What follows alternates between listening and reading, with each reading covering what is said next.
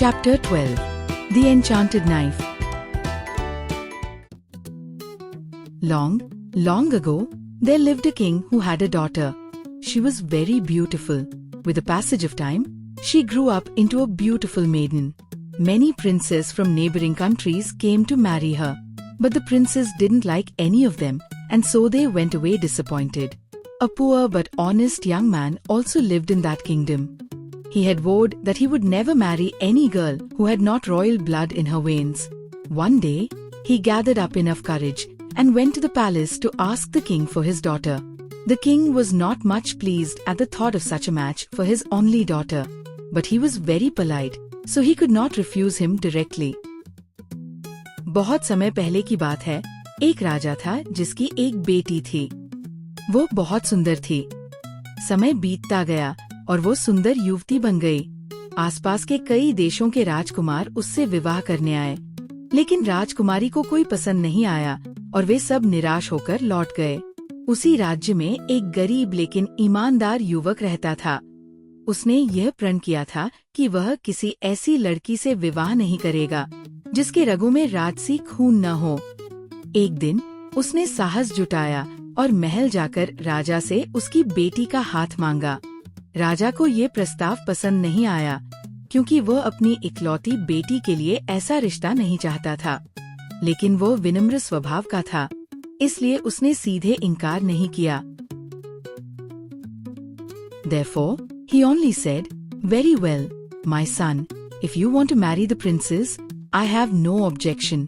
But there is one condition that you have to fulfill before you can have her." When the young man agreed, the king said, "You must manage to tame and bring to me 3 horses. The first is pure white, the second a fox-eared with a black head, and the third coal black with a white head and feet. Besides that, you must also bring as much gold as the 3 horses can carry, as a present to the queen, my wife. And for doing all these, you will get a time of 8 days." उसने कहा, "ठीक है बेटे, यदि तुम मेरी बेटी से विवाह करना चाहते हो, तो मुझे कोई आपत्ति नहीं, लेकिन तुम्हें एक शर्त पूरी करनी होगी।" जब युवक ने सहमति जताई, तो राजा बोला, "तुम्हें 3 घोड़े लाकर मेरे पास लाने होंगे। एक बिल्कुल सफेद, दूसरा लाल भूरा जिसकी सिर काला हो, और तीसरा काले रंग का जिसकी सिर और पैर सफेद हों। इसके अलावा इन तीनों घोड़ों पर जितना सोना लादा जा सके, उतना मेरी पत्नी को उपहार में लाना होगा, और ये सब तुम्हें 8 दिनों के भीतर करना होगा।" When the young man heard the condition, he was at his wit's end. He did not know how he could fulfill it, so he was much disappointed.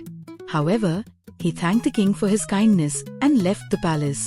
Luckily for him, the king's daughter had overheard everything her father had said, and peeping through a curtain, she had seen the young boy as well. To her, he appeared to be more handsome than anyone she had ever met earlier.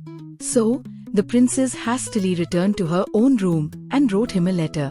She gave it to a trusted maid to deliver it to the young man.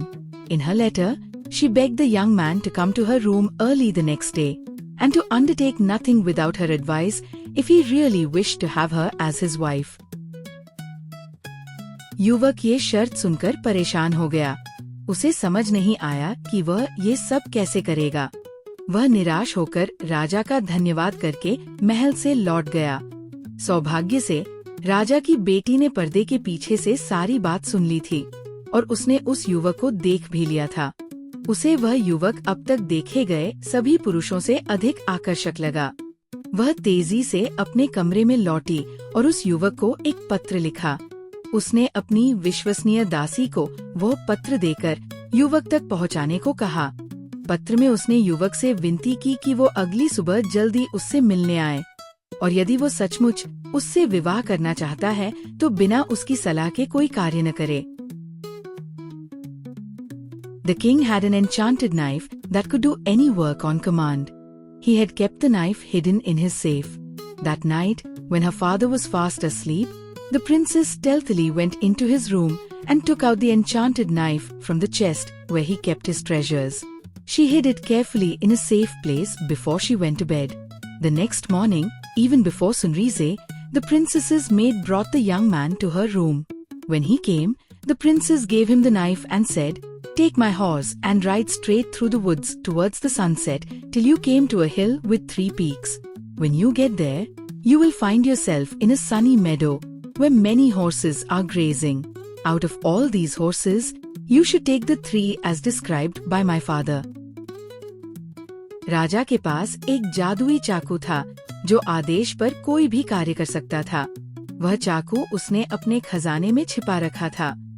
उसी रात जब राजा गहरी नींद में था, राजकुमारी चुपके से उसके कमरे में गई और उस चाकू को चुरा लिया।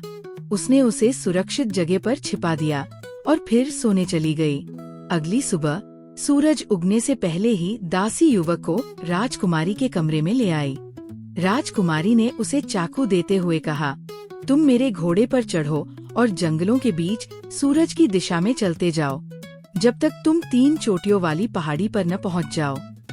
वहां तुम्हें एक धूप से भरी घास का मैदान मिलेगा जहां कई घोड़े चल रहे होंगे। उनमें से वही 3 घोड़े पकड़ना जिन्हें मेरे पिता ने बताया है। If they prove shy and refuse to let you get near them, draw out your knife and let the sun shine on it so that the whole meadow is lit by its rays. The horses will then approach you to their own accord and will let you lead them away. When you have them safely, look around till you see a cypress tree whose roots are of brass, boughs are of silver and leaves are of gold. Go to it and cut the roots with the knife. You will get countless bags of gold. Load the horses with all they can carry and return to my father. Tell him that you have done your task and claim me for your wife." The princess had finished all she had to say, and now it depended on the young man to do his part. He put the knife in his pocket and after thanking the princess, mounted his horse and rode off in search of the meadow. अगर वे पास न आने दें तो चाकू निकालना और उसकी चमक को सूरज की ओर करना, जिससे पूरी घाटी रोशन हो जाएगी। तब घोड़े खुद तुम्हारे पास आ जाएंगे। फिर पास के सुनहरे, चांदी और पीतल से बने साइप्रस वृक्ष को खोजो। उसकी जड़ों को चाकू से काटो। वहाँ तुम्हें सोने से भरे असंख्य थैले मिलेंगे। उन्हें घोड़ों पर लादकर मेरे पिता के पास लौट आना। उन्हें बताना कि तुमने कार्य पूरा कर लिया है और मेरा हाथ मांगना। राजकुमारी ने अपनी बात पूरी की। अब सब कुछ युवक पर निर्भर था। युवक ने चाकू लिया, राजकुमारी को धन्यवाद दिया और घोड़े पर सवार होकर मैदान की ओर निकल पड़ा। He reached the meadow without much difficulty and found the horses as told by the princess. But the horses were all so shy that they galloped away as soon as he approached them. Then he drew his knife and held it up towards the sun. At once, the whole meadow was bathed in bright light. All the horses came running and stood around him. He chose from them the 3 horses that the king had described. He tied the horses securely with his own horse and then he looked around for the cypress tree. It was standing by itself in one corner, and in a moment, he was beside it.